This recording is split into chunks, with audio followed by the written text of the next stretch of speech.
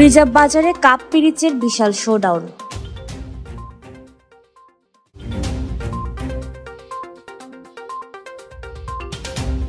আসন্ন উপজেলা নির্বাচনে সদর উপজেলা চেয়ারম্যান পদপ্রার্থী মোহাম্মদ শাহজাহানের পক্ষে কাপ পিরিচ প্রতীকের সমর্থনে রিজার্ভ বাজারে বিশাল শোডাউন দিয়েছে কর্মী সমর্থকরা। শনিবার দুপুরে প্রেস ক্লাবের সামনে থেকে শাহজাহান বিশাল কর্মী সমর্থকদের বহর নিয়ে প্রচারণা শুরু করে। ওয়াই ব্রিজ ঘুরে শহরের প্রধান সড়ক প্রদক্ষিণ করে আওয়ামী লীগের দলীয় কার্যালয়ের সামনে এসে সংক্ষিপ্ত সমাবেশের মধ্য দিয়ে প্রচারণা শেষ হয়। প্রচারণা চলাকালে সমর্থকরা পথচারী ও ব্যবসায়ীদের মাঝে লিফলেট বিতরণ করে কাপ পিরিচ প্রতীকে ভোট প্রার্থনা করেন এবং সকলের দোয়া ও আশীর্বাদ কামনা করেন।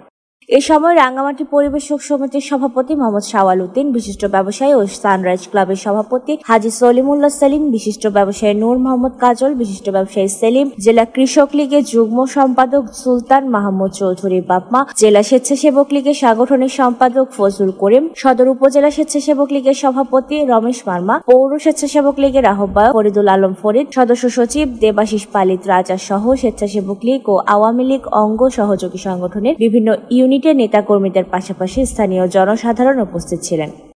এ সময় শাহজাহান বলেন, ইতিমধ্যে আপনারা জানেন আসন্ন আগামী 8 মে রাঙ্গামাটি সদর উপজেলা নির্বাচন। তো নির্বাচনের শেষ মুহূর্তে আমরা আমাদের মাননীয় প্রধানমন্ত্রী জননেত্রী শেখ হাসিনা যে প্রত্যেকটা দিয়েছেন যে উৎসব পরিবেশ মুখরে নির্বাচন হওয়ার ইতিমধ্যে হয়ে গেছে, ইতিমধ্যে উৎসব পরিবেশ হয়ে গেছে। তো